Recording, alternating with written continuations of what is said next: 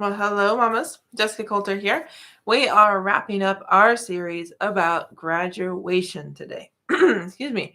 And we are talking today specifically about the etiquette during the ceremony. So, might be a little out of kind of numerical order if you watched yesterday's video about the graduation parties, but I realized, we should probably talk about like the etiquette part, like staying in your seat and leave it early and talking, all of those things during the ceremony. So if you have any pet peeves that you want to share, anything that you feel like people really should not do during a graduation ceremony, I want to know what they are because I'm going to be sharing my thoughts on 2 or 3 different topics here, but I'm curious to know ahead of time, are these things that you're thinking about and are there things I've forgotten about? So let me know down below. And do also know we're talking about graduation. We're not necessarily talking about like the academic requirements to get to graduation or what it looks like on the study skills side of things, but that is my bread and butter. I do help teens love to learn. So if you want to talk study skills so your child is ready for that next step after graduation, that's what the link in the description is for. But we'll talk about that more in a little bit. All right, so share your pet peeves about graduation and things that people do that they probably shouldn't do. For me, number one thing I want to mention is this idea of arriving late and this idea of leaving early. Okay, we all know when graduation starts. We all know that parking is probably going to be crazy at graduation. We also know there's things out of our control like road construction or car accidents or the car not starting. I mean, there's so many things. So definitely highly encourage your family, if you can, be there early. Okay, not only is that good to make sure you have a seat that you want, but it's also good so that way people that are already there don't kind of get punished because you got there late. Okay. Also, I know depends on the graduation ceremony. I think about if you've been watching, you heard me talk about my brothers. For him at his ceremony, they did the kids' names, everyone got their diplomas. And then after that point, that was pretty much it for your particular family member. We saw the hat tossing, we got more speeches after everyone got their diplomas, more, I think, music performances, but there wasn't anything related to my brother specifically. So, honestly, I kind of wanted to leave early because it's kind of like, okay, I'm here for him. I saw him get his diploma. Is there anything else I truly care about? Again, is it really fair to everyone else if you leave early? Because, as soon as he got his diploma, he was towards the beginning of the alphabet. And then now I'm going to block other people from seeing their child, their family member graduate. So, again, to me, those are 2 big pet peeves, leaving early and arriving late. Okay. Next thing to really mention is the idea of talking and the idea of the speeches. Okay, so I'm curious how many of you like listening to speeches at graduation, because I feel like there are people that give amazing speeches. People that are really entertaining, people that have lots of wisdom to share, and then you have the people that are so boring to listen to that just won't stop. Okay, or in my case, like with my brother's graduation, there were too many of them. All right, there were 2 or 3 adults that talked, 2 or 3 students that talked, and it was always something more than an introduction. Instead of saying, we're going to listen to the principal, thank you so much, yada, yada. It was then, before you listen to the principal, I have a few thoughts to share. And those few thoughts were always a minimum of like 10 minutes. Okay. And that made it really, really long ceremony. Okay. So definitely encourage you to try not to talk during speeches, but also to realize that they can get long and tedious.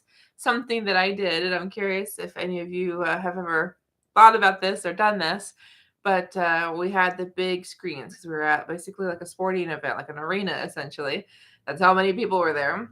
But they had the big screens, and the principal always sat behind the person presenting. And to amuse myself, and this is something maybe you'll want to do if it's someone that's speaking that you don't know, you don't care about, you're bored by, I watched the principal's expression behind the person speaking, because he would roll his eyes, he'd laugh, he'd smile, he'd go, you could just literally kind of feel how he felt about the speech, and it was amusing. So that is something I would say during the ceremony. If you, your children, your family members, or just feel like it's going on and on and on when people are talking, you're just trying to get to the end, or you're just trying to get to the part you care about, look for those little things that are entertainment. Look for those things that make the ceremony more fun for you between the parts that aren't so fun. Okay, or between the fun parts, I should say. All right. So more thoughts here to share with you about etiquette. If you've got anything you want to share about what I've talked about so far, I would love to hear. Also want to encourage you to subscribe on YouTube, follow on Facebook, because I am live right now, both places. I can also tell you I'm the CEO and founder of Ace Cookie Tutoring and Study with Jessie. So there will be all sorts of more videos coming your way, all related to school, studying, and learning for your teens. All right. So next thing to talk about here is this idea of the clapping, the yelling, the cheering, and the air horns. Okay.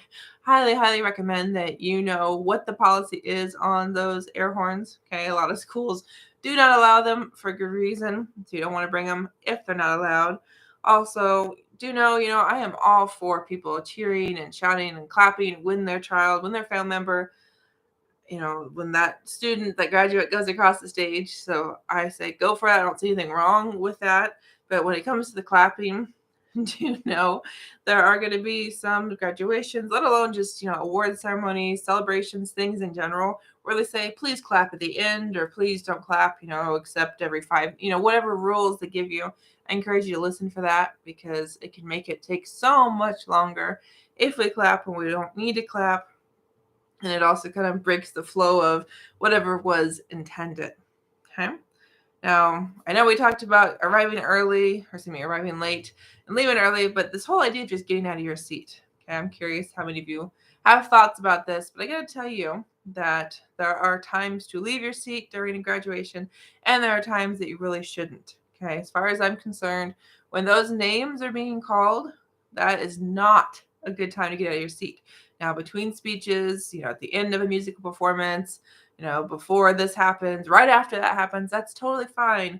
But we do not want to cause someone at graduation to not get to see something happening, to lose out on part of the experience just because you really had to go to the bathroom at a bad time. Now, obviously, emergencies are emergencies, but if you can, I encourage not to be out of your seat during the actual giving out of diplomas.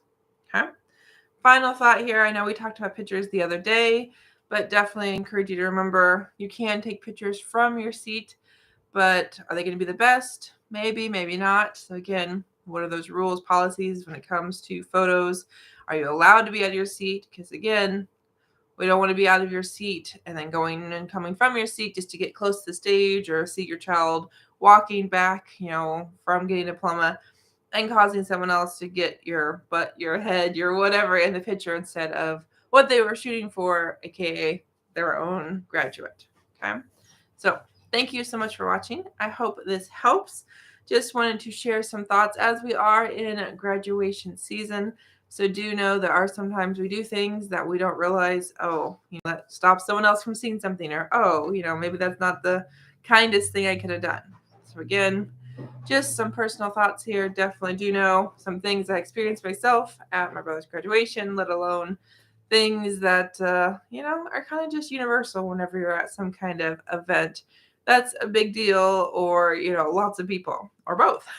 So again, be sure to subscribe, be sure to follow, and even better, if you want to talk about your study tips, your teen study tips, I should say, if you want to talk about your teens' love of learning, I'm your gal. I'm Jessica Coulter, CEO and founder of Ace Cookie Tutoring and Study with Jessie. I help teens love to learn by teaching them how to learn. So if you want your teen to be excited to make it to graduation, you want your child to be excited to go to college, maybe feel ready for that first job, so he has all these life skills that are really study skills, then I want to talk to you. Make sure your teen's ready before that next step. So have an awesome night, good Memorial Day weekend, and go to that link in the description so you can book a day for us to talk, get your teen ready for that next step. Bye, mamas. Thanks so much.